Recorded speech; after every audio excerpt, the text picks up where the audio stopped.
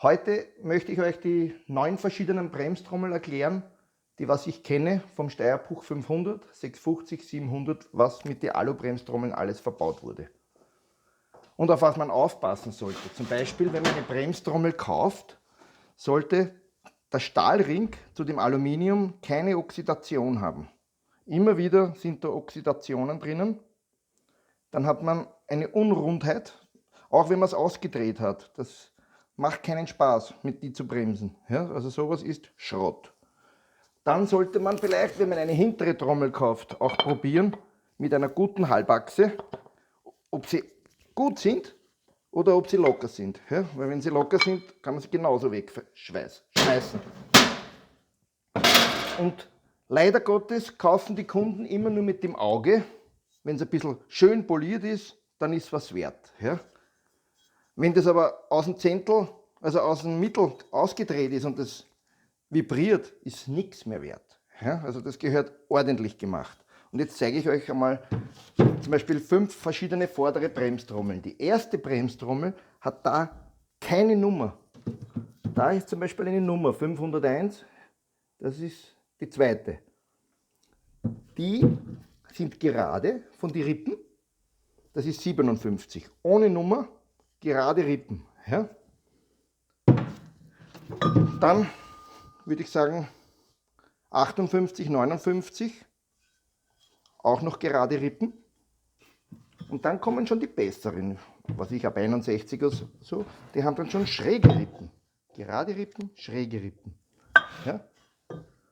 Und von die gibt es aber auch 2 verschiedene. Da gibt es, wo der Anguss da endet, ja, und schwächer ist, und wo ein bisschen ein stärkerer Versteifungsrad ist und da sogar drüber steht.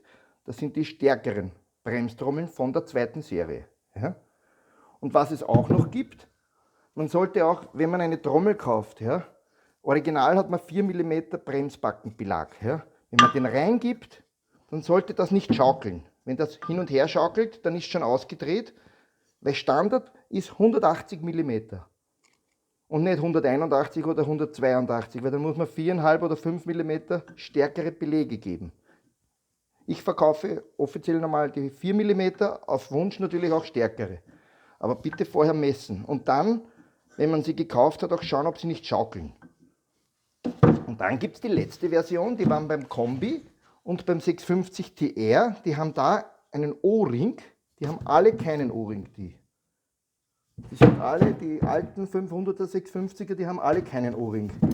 Aber der Kombi und der TR hat hier einen Einstich für einen O-Ring und markant ist auch das Loch hinten. Die haben einen Durchmesser von 47 fürs Radlager und die haben einen Durchmesser von 52. Da braucht man auch einen anderen Achsschenkel und eine andere Bremsträgerplatte. Also das waren jetzt einmal die vorderen und bei den hinteren, das ist das gleiche. Ohne irgendeiner Schrift, mit Schrift und gerade Rippen. Und dann gibt es schräge Rippen, die stärkeren. Und da gibt es auch schwächere und stärkere. Also die einen, die gehen weiter runter, die Rippe, die ist nicht so stark. Und die andere, die geht weiter darauf und ist stärker. Die ist auch die begehrtere bei den Rennfahrern. Weil heutzutage haben die viele PS gegen früher und der Gummi rutscht nicht mehr, der pickt wie Kaugummi und dann bricht die Trommel. Irgendwas gibt dann nach. Also, und immer schauen bitte auch die Verzahnung, ob die in Ordnung ist. Wenn das in Ordnung ist, dann kann man es kaufen und das soll nicht oxidieren. Das waren jetzt die Grundbegriffe von den neuen Bremstrommeln. Danke.